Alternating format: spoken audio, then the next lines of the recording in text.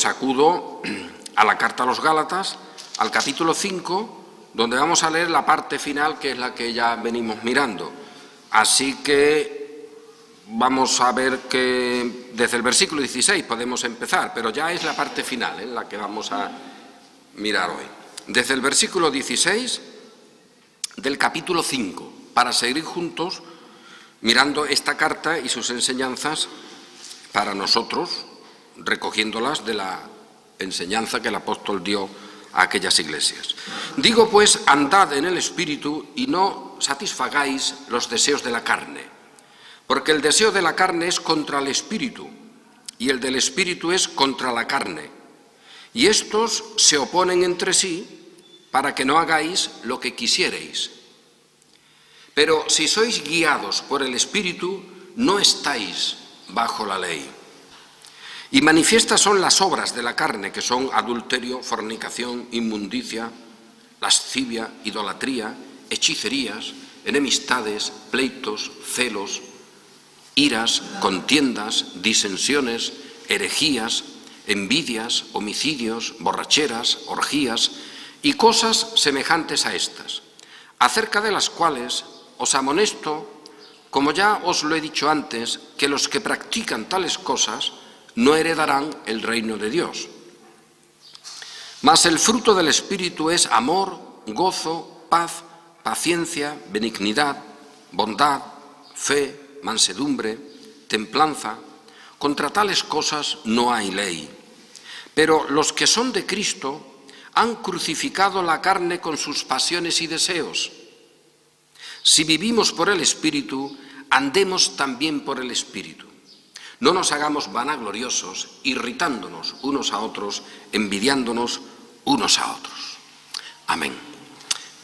Conviene recapitular, llegando ya a la parte final de este capítulo, algunos elementos básicos para la comprensión de lo que es el Evangelio y para la comprensión de nosotros como creyentes en ese Evangelio.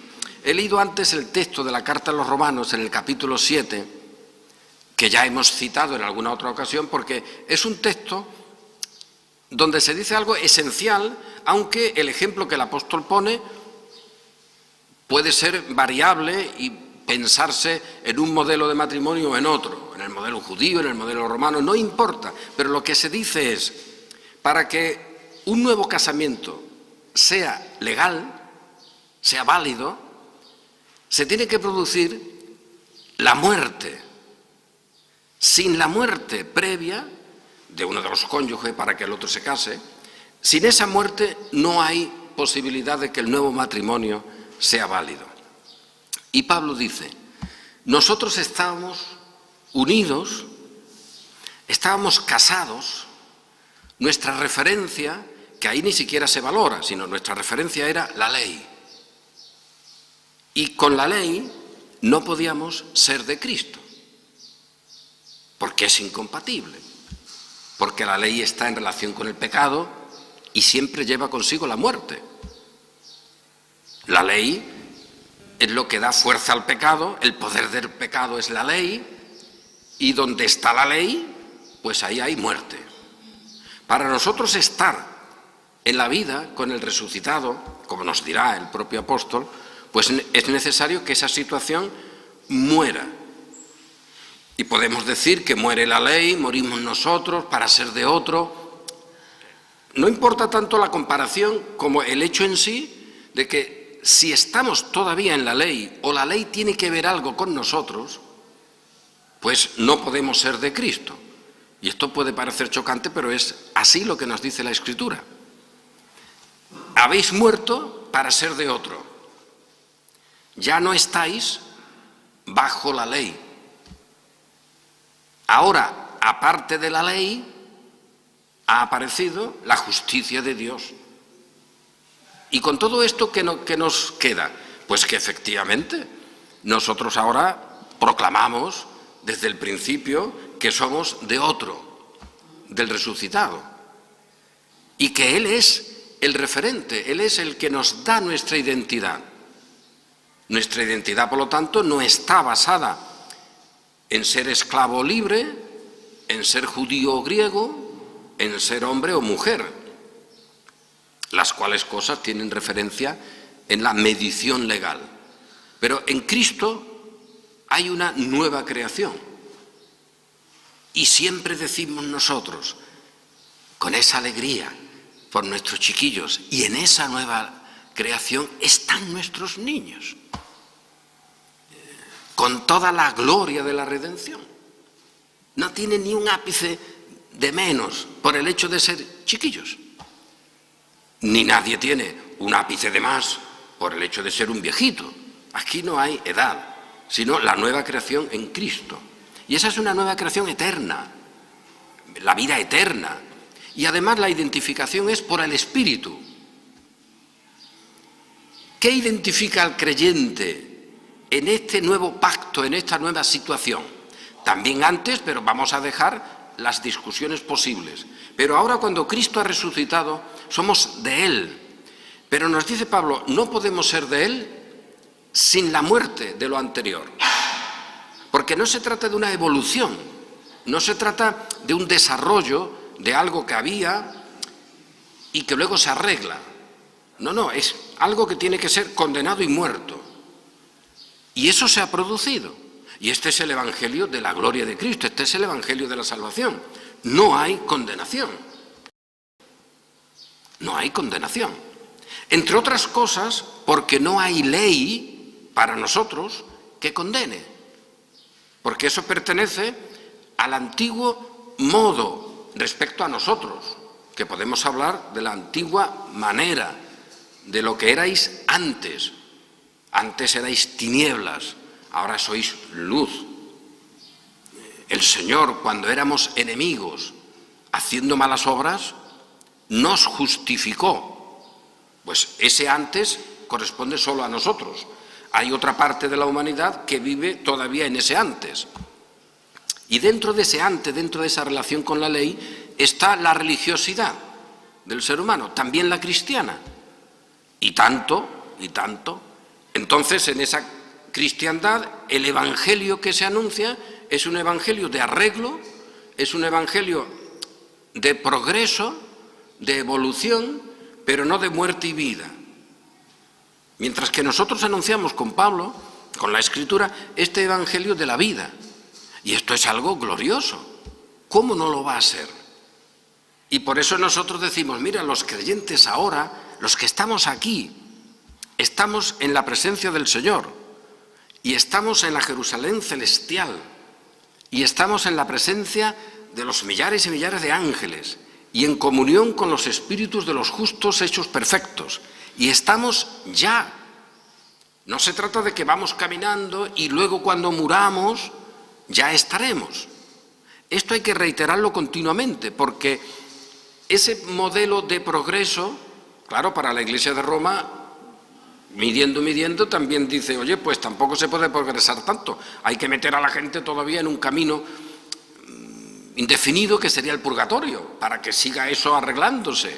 Porque en esta vida presente, solo para los santos daría lugar que arreglen su situación. Para los demás hay que tirar, porque esto no se puede arreglar así por las buenas. Ese es el evangelio del progreso, es el evangelio de la rectificación, del cambio de conducta, de la moralidad.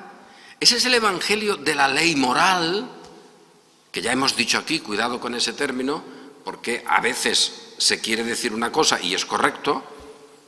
Calvino, por ejemplo, dice que la ley moral es la ley natural, un término genérico de la providencia del Señor que instala unos principios en toda la gente. Pero hay otras maneras de ver la ley moral como una especie de ley que permanece. Es como si, en el ejemplo que el apóstol ha puesto en la carta a los romanos, resultaría que de eso anterior que tiene que morir, pues no muere todo. Hay algo que se conserva. Eso la Escritura no lo consentiría nunca. Porque es como si alguien dice, no, mira, es que mi mujer no se llegó a morir, o mi marido está malilla, está un poco resfriada, tiene lo que todo el mundo tiene, que se morirá algún día, y yo por lo tanto me caso. Hombre, no. Como conserves algo, como algo siga vivo, La ley no te permite que esa nueva situación sea legal. Por lo tanto, para estar legalmente con Cristo es necesario que no estemos con la ley. Que la ley haya muerto, o nosotros para la ley, o la ley para nosotros, eso es indiferente. Pero ¿qué te vienen a decir algunos? Que en contra de toda la lógica humana son algunos que no están satisfechos con la gloria de Cristo. Porque vamos a ver, oye, si a ti te dicen, ¿cuál es tu gloria? A ver, ¿con qué asumes tu existencia? Pues ¿qué vamos a decir mejor? Mira, no yo, Cristo en mí, Él es. Como tantas veces proclamamos, Señor, tú vienes a juzgarme, yo sabría decir 4 cosas para defenderme, porque las he aprendido, pero yo no voy a hablar, que hable este por mí, mi abogado, Cristo, que fue el que tomó mi lugar, el que me conoce, este es el que sabe mi historia, que Él te la cuente. Yo me callo. Y ese evangelio en el cual tú recibes luego no una gloria cualquiera temporal de evolución del ser humano, no, la gloria de Cristo. Aquí están para que vean mi gloria, la gloria que me diste. Esta es la realidad y todos podemos decir, también nuestros niños, mira, esa es mi gloria. Pero eso a ti no te vale, hijo. ¿Quieres poner algo además de eso? ¿No te es suficiente? Es que eso lo pueden decir también los hipócritas. ¿Y qué? ¿Y qué? Es que eso lo puede decir el diablo. Que lo diga. Pero, ¿tú eres hipócrita o eres el diablo? Entonces, ¿no te vale esa gloria? ¿Necesitas algo más? Pues sí. En el mundo evangélico, en el mundo católico romano no te digo, pero en el mundo evangélico surge la necesidad de conservar algo para que uno progrese en la santidad. Oye, ¿que tengo justicia de Dios? Sí, es así. ¿Y no tengo santidad perfecta? ¿Dónde lees así en las Escrituras? Si soy justo, y decimos todos, sí, una de las sola es solo la fe para la justicia. Vale, pues habrá que poner otra, habrá que hacer algo. Santidad igual. Yo no puedo ser justo sin ser santo. ¿O es que me vas a cambiar la presencia de Dios de tal manera que yo puedo estar allí siendo justo con la justicia de Cristo, pero no puedo estar porque todavía tengo que arreglarme mi vida moralmente? Eso ya lo fabricaron los jesuitas en sus ejercicios espirituales, que se trataba de eso, de arreglar moralmente a la persona para que luego pudiera estar en buen camino. Ni siquiera es para llevarlas al final, sino para prepararlas para el camino. Bueno, que cada uno se busque el camino que quiera. Pero realmente de lo que se trata es esto. Ahora nosotros no estamos con la ley. Y aquí hemos dicho, y por eso decía hoy que esto es casi una recapitulación, hemos dicho, para algunos es facilísimo solucionar este problema, porque te dicen, hombre, la ley, por supuesto, la ley ceremonial no, esa ya está fuera. La ley civil o la ley política de Israel, esa podríamos usarla o no, pero también está fuera. Ahora, la ley moral no. Reitero, ese término a veces se puede usar para algo correcto, pero la mayoría de las veces se usa mal, porque se dice, no, con la ley moral, esa no podemos irnos de ella, esa tiene que seguir con nosotros. ¿Dónde se dice eso en la Escritura? Que Cristo en la cruz nos haya librado de algo tan secundario, temporal y tan beneficioso como era la ley ritual. La ley ritual no mataba a nadie. Ya lo hemos dicho tantas veces, oye, que la ley ritual lo que te arreglaba era la vida social.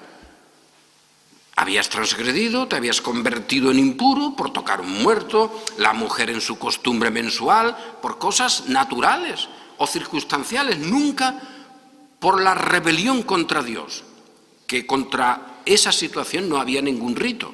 El rebelde contra Dios en Israel era cortado de Israel y punto. No hay ningún ritual para solucionar ese problema. Cortado y fuera. Pero para conservar al pueblo en su santidad exterior, visible, simbólica, pues se dieron las leyes ceremoniales 430 años después de que Dios hubiera hecho el pacto con Abraham.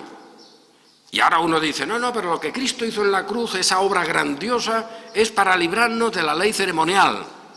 ¡Hombre!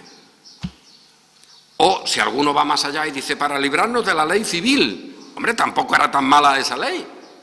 Era una ley inmejorable en comparación con las leyes de otras naciones. Entonces, ¿de qué nos libró Cristo? Pues de la ley en su función de matar, de la ley moral en tanto que mata las obras de la carne y que califica de ausente de la santidad y de la comunión con Dios a quien vive bajo el régimen de la letra o de la carne, de la condición de rebelión contra Dios, en la cual hemos nacido. Y ahora lo que Pablo dice es, vosotros no estáis bajo la carne, con la ley y con todo lo que eso implica, sino bajo el Espíritu.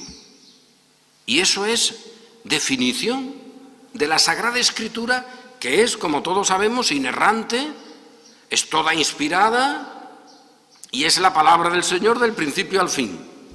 Pues con esa palabra, con esa condición de sola Escritura, decimos, pues esa sola Escritura deja sola, en el campo de lo humano, a la ley con la muerte. Y esa sola Escritura nos deja a los creyentes, por pura gracia de Dios, porque así Él lo ha querido, con el Espíritu donde no hay condenación. Y esto es lo que tenemos, y este es el Evangelio que anunciamos, que para muchos es un Evangelio chocante, es un Evangelio feucho, es un Evangelio que a la gente no le va a agradar. A ver, por pura lógica, ¿este Evangelio desagrada a los creyentes en la presencia del Señor?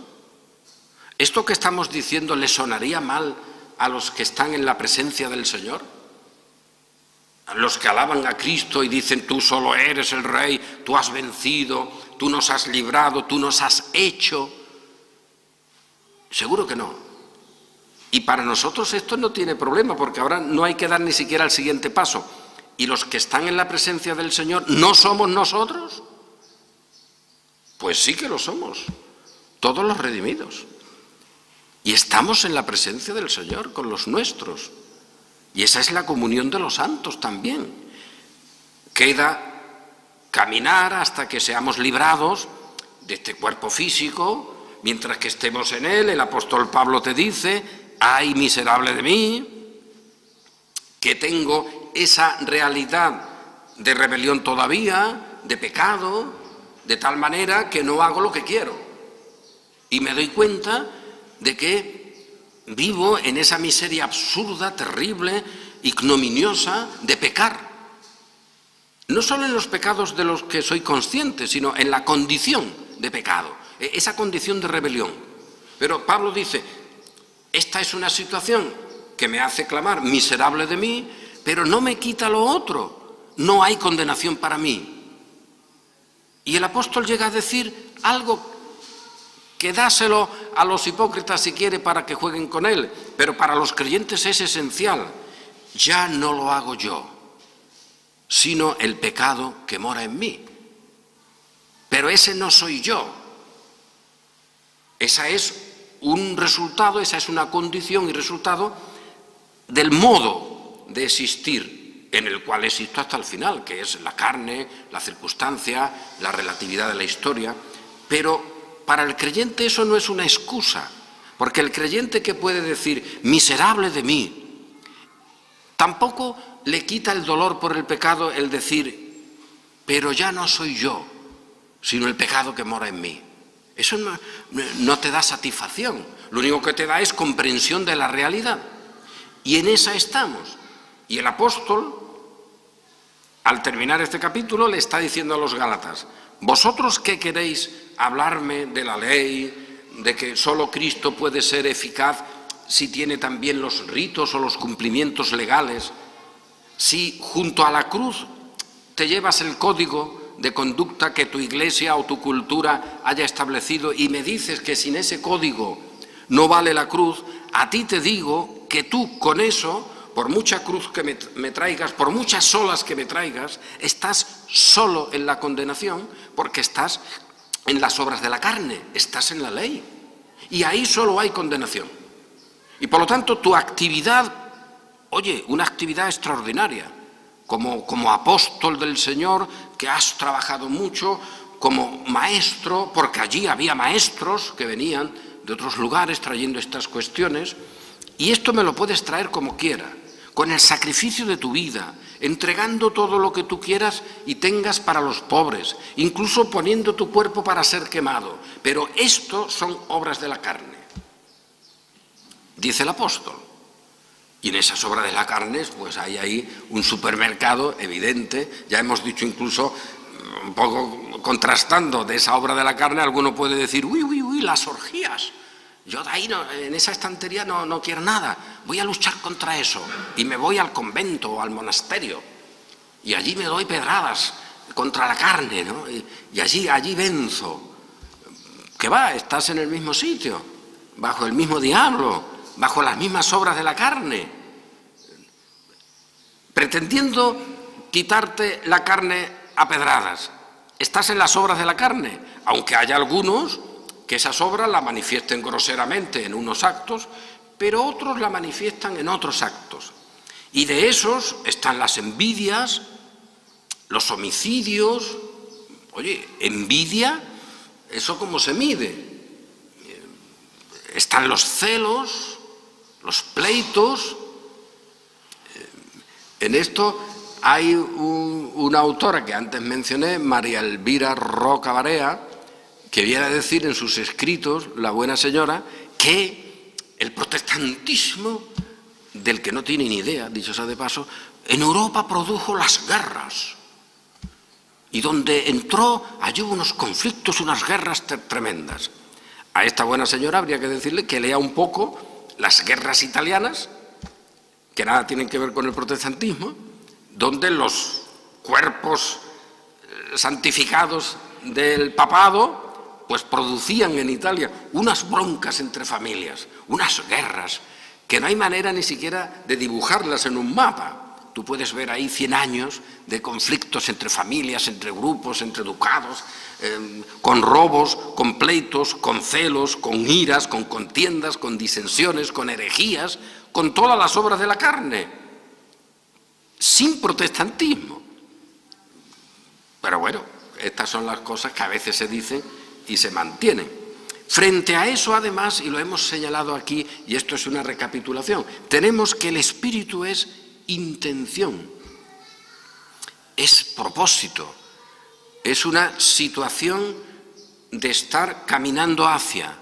Esa es la experiencia del creyente. No es medible, no es algo que pueda codificarse. Hay de aquellos que a lo largo de la historia, con su mejor intención, han pretendido codificar los frutos del Espíritu. Hay incluso libros famosos que se dedican a esto, a ver cómo tiene que ser la experiencia del cristiano. Para todos esos libros y todas esas pretensiones, el mejor modo es llevarle a un niño de pecho y a ver las experiencias. Porque ese niño de pecho tiene ese espíritu y tiene esa salvación. Esas experiencias son fabricadas por la mente humana y varían de una época cultural a otra, y lo que hace 200 años podría ser modélico para la conducta de un cristiano, hoy diríamos, hombre, se pasaron. Y hoy consideraríamos modélico lo que en otra época pues se podría considerar bastante fuera de lugar. Esos son situaciones peligrosas que por lo menos dañan, si no destruyen totalmente, pero dañan la vida de la Iglesia, y a veces se hace por personas que con buena intención quieren crear un modelo, hacer una especie de catálogo de conducta que te defina. Eso siempre es malo, eso siempre termina mal. Eso siempre es cultural, es circunstancial, eso siempre es de los Gálatas. Y Pablo dice, cuidado ahí, no me traigas esa grandeza de vida cristiana, porque los gálatas no es que fueran gente que vivieran en orgías y en todo tipo de aberraciones, eran gente que su condición moral la presentaban como ideal, como los fariseos, vaya. Aunque ya sabemos lo que ocurre con ellos, en la propia definición del Señor. Estos despreciados están delante de vosotros en el reino. Eso de momento. Pues esto es de lo que se trata. Y hay aquí una función de la carne, no vamos a mirarlas todas. Es interesante, pues, si nos paramos en otro momento quizás, pues a ver todas estas expresiones de las obras de la carne, los modelos de intención de los frutos del Espíritu, pero ya mencioné el pasado domingo algo sobre las hechicerías, porque eso sociológicamente ha tenido también mucho recorrido con las brujas, las quemas de brujas. Y ahí pues también tenemos unos métodos históricos que falsifican la realidad de la historia, sin justificar nada, evidentemente, pero sí por lo menos poner en cada casilla lo suyo. Normalmente se dice, uy, mira, la Inquisición española, anda, atrévete, ¿a cuántas brujas quemó? No te pases, que también quemó algunas, ¿eh? Y también hay momentos en el que eso se pone en marcha. Pero te dicen, lo normal era asumir que la brujería, la que se creyera, curiosamente la mayoría eran mujeres, no sé por qué, dice, la que se creyera, aunque la Escritura te habla de brujos y de brujas, es decir, de sortílegos, de gente que no tenía en esto problema con el sexo.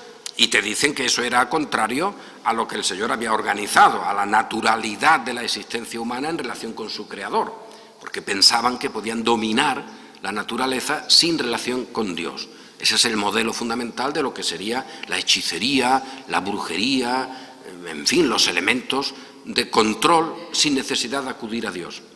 Ahora tenemos que esos elementos te los pintan algunas veces religiosamente, te ponen santos también, ¿no? Estos que dicen que leen el futuro y hacen cosas de ese tipo para ganar unos dineros. Pero el caso es que te dicen, oye, fíjate, en la Inquisición, santa medicina, ni tocarlas. Y sin embargo, mira, no, bueno, y te dan unas cifras hasta de 1 millón, ¿eh? Mira los protestantes, en Alemania mataron a no sé cuántas.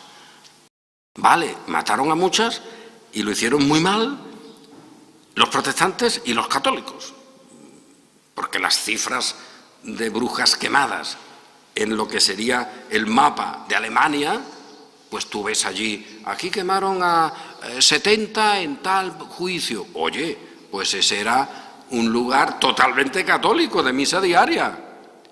O sea que no se puede decir, mira, a las brujas la Inquisición ni le tocó, que también les tocó, y que todas las que quemaron en cualquier parte, pues esas eran de los protestantes.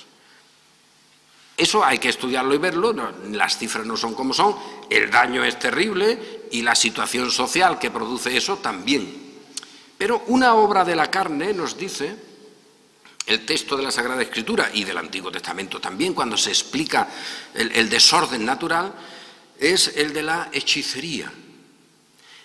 Y aquí, aunque parezca una cosa casi de broma, hay un dato de por qué la Inquisición española, luego la romana hizo también cosas de las suyas, pero la española no le preocupó mucho la brujería. Y digo que esto es casi de broma, aunque tenga toda la seriedad del mundo. Las brujas, salvo alguna excepción, en algún sitio habría alguna que fuera rica, las brujas eran muy pobres. Y no daban nada al arca de la Inquisición. Es decir, que tú te metías con una bruja y te podías llenar de alguna cosa de allí, de sus arreglos, pero dinero no tenían. Y esto es un mecanismo diabólico de la Inquisición española. Oye, con los moriscos, ¿cómo trataban a los moriscos? Pues con el vil metal. Y estos algunas veces sabemos que hacían colectas para que en la zona donde vivían la Inquisición, con su arca bien llenada, dejara pasar un poco la convivencia. Y eso ocurría, ¿eh? O sea que donde no había fruto monetario, la Inquisición no se movía. Y las brujas no eran, ni mucho menos, un campo de riqueza. Es decir, tú juzgas a una bruja y tienes que pagarle hasta la comida, ¿no? Y tienes que pagarle todo porque la mujer no tenía nada. Y si después tú quieres dañarle a su posteridad, esa bruja qué posteridad tenía y que le importaba mucho la posteridad. En fin, las cosas iban por ahí, aunque ciertamente eran un problema social en algunos casos porque eran simplemente un signo de una condición social miserable, pero un signo de una sociedad que no admitía que hubiera un sector que pudiera proclamar otro modo de existir, otro modo de tener dominio sobre la sociedad. Es decir, el modelo de la brujería es un modelo de escisión social, así se veía. Ya no está el rey o ya no están los órdenes sociales, sino que hay gente que quiere producir cambios, que dice que puede producir cambios por su cuenta, con sus poderes. Y eso no se admitía sociológicamente. Esto es una cosa totalmente chunguísima, pero es lo que había. Incluso para justificar pues, esa represión, atribuían a las brujas unos poderes extraordinarios, de envenenar las aguas, de producir tormentas. Y esto es un modelo social miserable que nosotros tenemos que rechazar.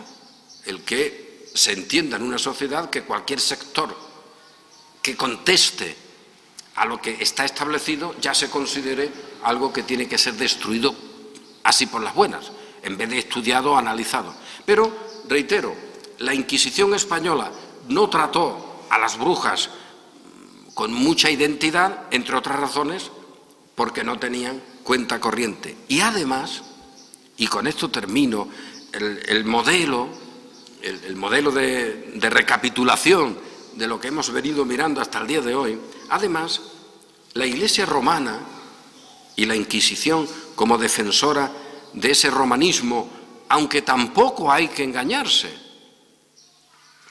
porque estas cosas ocurren. Uno imagina, oye, la Inquisición española en España, unidad. Estas eran gente que tenía una unidad perfecta con todos, aquí todo el mundo la aceptó. Mentira, en Andalucía no se aceptó, está la famosa rebelión de las ciudades y los señoríos andaluces en 1508, que formó una guerra civil posiblemente superior a la de los comuneros en Castilla, que tampoco querían la Inquisición. Y estas son cosas que se deben tener en cuenta. Pero es que aparte, la estructura de poder de la Inquisición chocaba, curiosamente, con la estructura de poder de la Iglesia romana en España. Y hay grandes pleitos entre el tribunal inquisitorial y los tribunales eclesiásticos de los obispos. Y hay grandes pleitos entre la jurisdicción de la Inquisición, que es así, era para todo el territorio, para toda la monarquía, incluso hispánica, y los privilegios, los elementos jurídicos que tenían las catedrales, los cabildos, etcétera. A navajazos. La Inquisición contra el propio elemento de estructura de poder de la Iglesia romana. Y, por supuesto, contra los tribunales civiles, que también la Inquisición quiso ahí ocupar espacios que no le correspondían, porque esos espacios suponían dinero y suponían control. Bueno, pues esa Inquisición también saca la siguiente conclusión.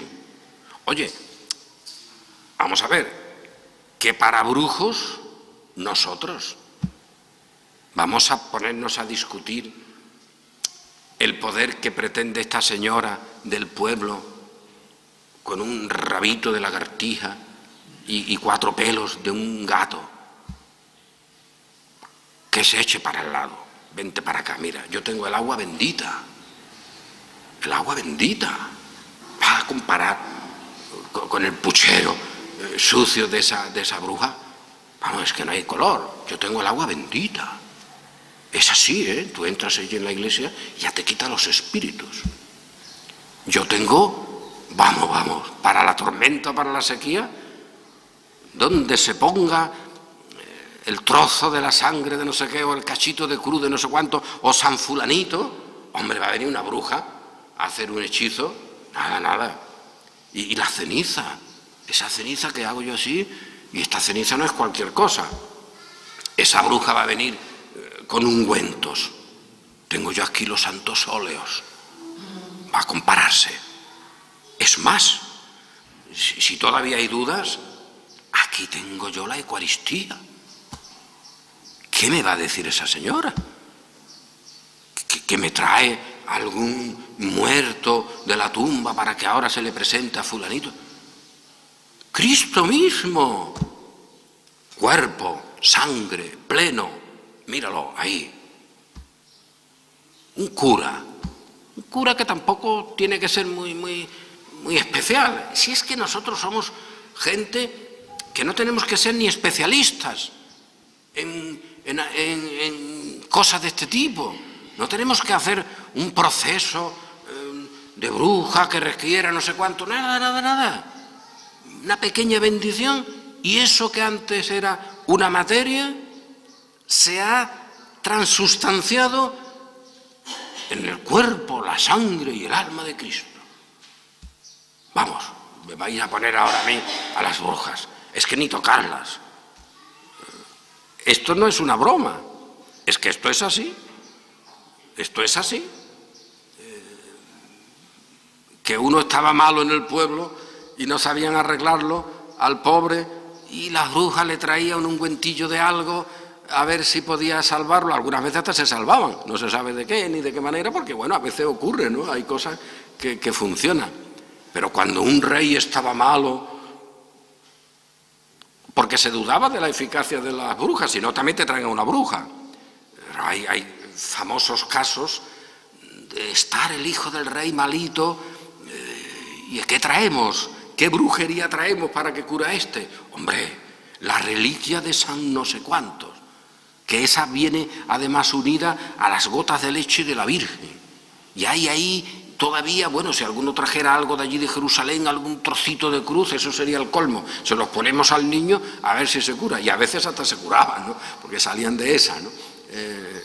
Es decir, que el modelo de celos, iras, contiendas, herejías, envidias, homicidios, borracheras, orgías, eso está dentro de la cristiandad. Eso no es algo ajeno. Eso está dentro y forma parte de eso, con todo tipo de aberraciones. Y de eso nos ha sacado nuestro Dios. Porque ahora ninguno de nosotros está identificado por la carne, con sus obras de muerte, sino por el Espíritu que nos une perfectamente, que no hay manera de que eso se quite, que no hay manera de que se dañe, que no te lo pueden quitar, que no hay modo. De Cristo, por su Espíritu, estamos en Él y con Él vivimos y viviremos. Y este es un evangelio que para todos nosotros es un evangelio glorioso, sin supersticiones, sin arreglos conductuales, sin moralina. Es el evangelio de la vida eterna y en él nos alegramos. Nosotros, nuestros hijos, los hijos de nuestros hijos. Y hay otros evangelios, otros Cristos, otros espíritus. ¿Qué vamos a hacer? De la carne y del diablo, pues los que los quieran, que les guste ese evangelio, que se queden con él. ¿Qué vamos a hacer? Ya el Señor que tenga misericordia, pero si les gusta otro evangelio, que se queden con él. Nosotros nos quedamos con este que es invencible,